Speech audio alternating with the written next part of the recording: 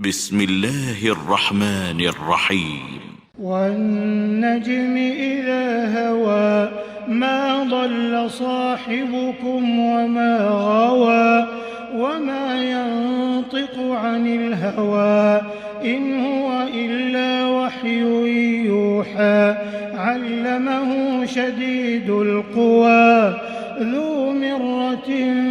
فاستوى وهو بالأفق الأعلى ثم دنا فتدلى فكان قاب قوسين أو أدنى فأوحى إلى عبده ما أوحى ما كذب الفؤاد ما رأى أفتمارونه على ما يرى ولقد رآه نزلة أخرى عند سدرة المنتهى عندها جنة المأوى إذ يغشى السدرة ما يغشى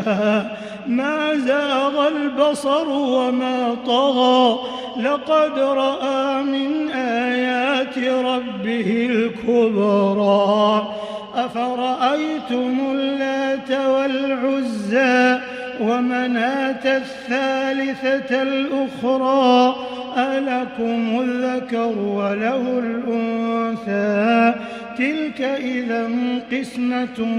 ضيزى إن هي إلا أسماء سميتموها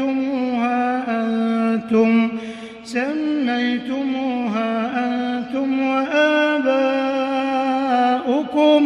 ما أنزل الله بها من سلطان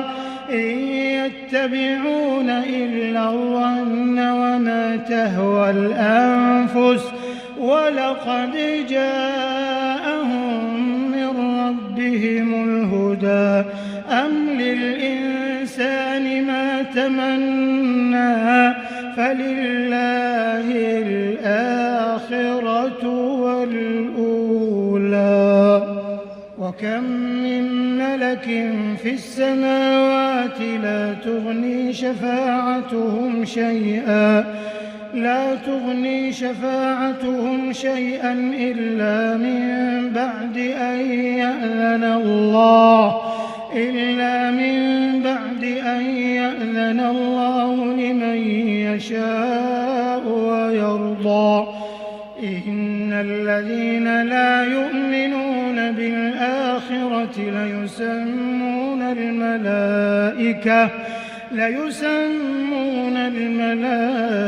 الملائكة تسمية الأنثى وما لهم به من علم إن يتبعون إلا الظن وإن الظن لا يغني من الحق شيئا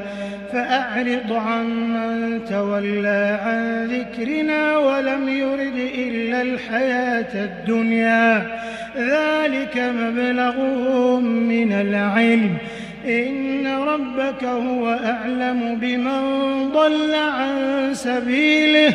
وهو أعلم بمن اهتدى ولله ما في السماوات وما في الأرض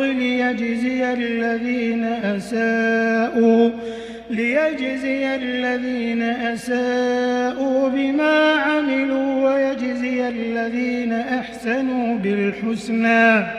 الذين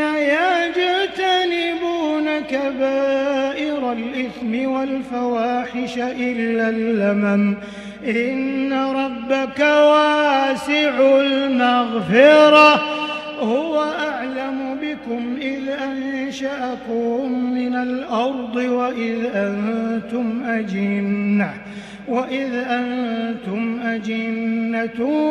في بطون أمهاتكم فلا تزكوا أنفسكم هو أعلم بمن اتقى أفرأيت الذي تولى وأعطى قليلا وأكدى أعنده علم الغيب فهو يرى أم لم ينبأ بما في صحف موسى وإبراهيم الذي وفى ألا تزر وازرة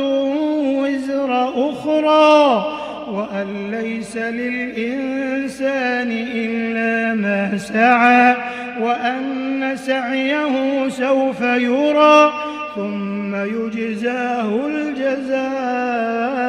الأوفى وأن إلى ربك المنتهى وأنه هو أضحك وأبكى وأنه هو أمات وأحيا وأنه خلق الزوجين الذكر والأنثى من نطفة إذا تمنى وأن عليه النشأة الأخرى وأنه هو أغنى وأقنى وأنه هو رب الشعرى وأنه أهلك عادا الأولى وثمود فما أبقى وقوم نوح من قبل إنهم كانوا هم أظلم وأطغى والمؤتفكة أهوى فغشاها ما غشا فبأي آلاء ربك تتمارى هذا نذير من النذر الأولى أزفت الآزفة ليس لها من دون الله كاشفة